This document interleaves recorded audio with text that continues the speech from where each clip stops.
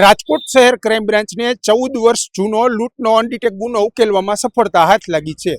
વર્ષ 2012માં હોસ્પિટલ ચોક પાસે આવેલી ઠાકર હોટલના પાછળના ભાગમાં ફરિયાદીનું એક્ટિવા ઊભું રખાવીને મરચાની ભૂકી આંખમાં છાંટીને રોકડ ભરેલી 12 લાખ રૂપિયાની બેગ લઈને આરોપીઓ ફરાર થઈ ગયા હતા। સમગ્ર ઘટનાને લઈને રાજકોટ શહેર ક્રાઇમ બ્રાન્ચે હાલ 3 આરોપીની ધરપકડ કરી છે।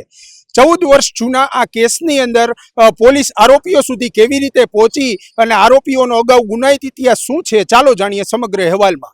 જાસર અને એડિશનલ સીપી સર ચૈતન્ય મંડલિક સર દ્વારા રાજકોટ શહેર ક્રાઇમ બ્રાન્ચને મિલકત સંબંધી ગુનાઓ અટકાવવા માટે અને જૂના અનડિટેક્ટેડ ગુના શોધવા માટે સૂચના કરવામાં આવેલી હતી। તે અન્વયે ક્રાઇમ ડીસીપી શ્રી ભરત બસિયા સાહેબના માર્ગદર્શન હેઠળ પીઆઈ શ્રી એસ ચાવડા સાહેબ, પીઆઈ શ્રી મનોજ દામોર સાહેબ અને પીઆઈ શ્રી ચિરાગ જાદવની ટીમો કાર્યરત હતી। એમાં પીઆઈ શ્રી એસ ચાવડા સાહેબની ટીમના પીએસઆઈ એસ એમ રાણા સાહેબને એક બાતમી મળી હતી કે 2012ની સાલમાં હોસ્પિટલ ચોક ઠાકર હોટલ પાછળ જે શેરીમાં એક લૂંટનો બનાવ બન્યો હતો 14 વર્ષ જૂનો।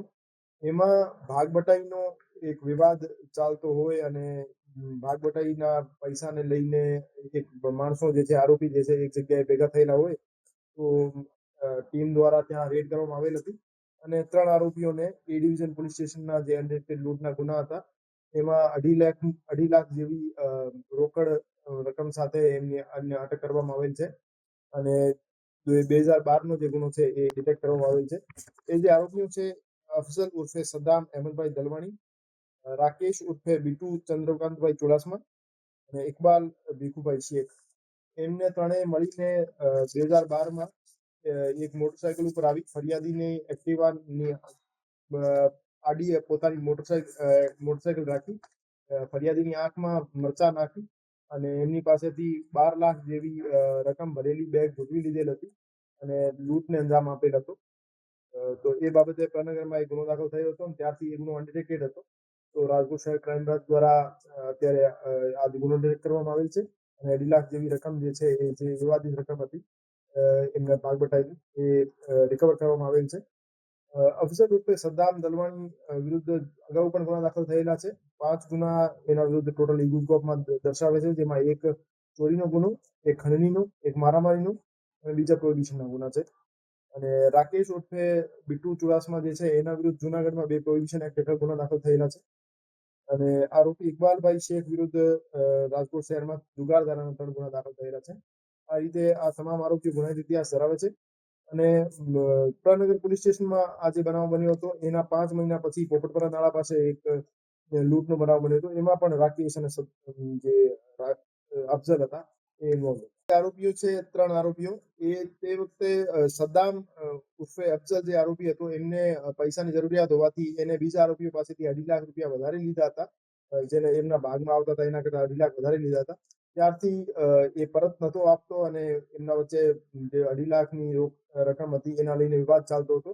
તો એ રકમ પરત કરવા માટે આરોપીઓ ભેગા થયા હતા। એ જ વિવાદમાં એમની ઇન્ટરનલ ઇન્ફોર્મેશન લીક થઈ અને રાજકોટ શહેર ક્રાઇમ બ્રાન્ચને સૂચના મળી। આરોપીઓ અહીંયા જ રહેતા હતા, રાજકોટ શહેરના છે 3 આરોપીઓ અને એ આરોપીઓ કોઈ બીજા ગુનામાં નાસ્તા ફરતા નહોતા। એ જે અનડિટેક્ટેડ ગુનો છે એમાં પણ નામજદ નહોતા, એટલે નાસ્તા ફરતા એમને નહીં કહી શકાય, એ ગુનો અનડિટેક્ટેડ હતો। તો એટલે આરોપી કોન્ફિડન્ટ હતા કે એમને કોઈ નહીં પકડી શકે ના। જ્યારથી ગુનો અનડિટેક્ટેડ હતો ત્યારથી રાજકોટ જ રહેતા હતા। જે રીતે મેં બતાવ્યું, એ ડિવિઝનમાં લૂંટ કર્યા પછી પ્રનગરમાં પણ એ બંને આરોપીઓએ લૂંટ કરી હતી। એ લૂંટમાં પકડાઈ ગયા હતા પણ ત્યારે એ ડિવિઝન વાળો ગુનો ડિટેક્ટ નતો થયો। અત્યારે ગુનો ટોટલ 3 આરોપી ઇન્વોલ્વ છે, જેમાં અફઝલ ઉર્ફે સદ્દામ, રાકેશ ચુડાસમા અને ઇકબાલ ભીખુભાઈ શેખ। હાલ તો રાજકોટ શહેર ક્રાઇમ બ્રાન્ચને છેલ્લા 12 વર્ષથી આ નાસ્તા ફરતા જે આરોપી હતા તેને પકડવામાં સફળતા હાથ લાગી છે। રાજકોટ શહેર ક્રાઇમ બ્રાન્ચે 3 આરોપીઓની ધરપકડ કરી છે, જેની આરોપીની વાત કરવામાં આવે તો અફઝલ ઉર્ફે સદ્દામ દલવાણી, રાકેશ ચુડાસમા અને ઇકબાલ શેખ નામના 3 આરોપીઓની ધરપકડ કરવામાં આવી છે। પોલીસ તપાસમાં અલગ અલગ જે તપાસ કરતા તેમાં સામે આવ્યું છે કે જે આરોપીઓ છે તેની વિરુદ્ધ અલગ અલગ પોલીસ સ્ટેશનમાં ચોરી, પ્રોહિબિશન અને જુગાર જેવા અલગ અલગ ગુનાઓ છે તે અત્યારે પોલીસ ચોપડે નોંધાયેલા છે। હાલ આગળના સમયમાં ક્રાઇમ બ્રાન્ચ દ્વારા કયા પ્રકારની કાર્યવાહી કરવામાં આવશે તે જોવું રહ્યું। સહયોગી પ્રતિપાલસિંહ ઝાલા સાથે યુવરાજ ચૌહાણ, ફૂલછાપ ડિજિટલ, રાજકોટ।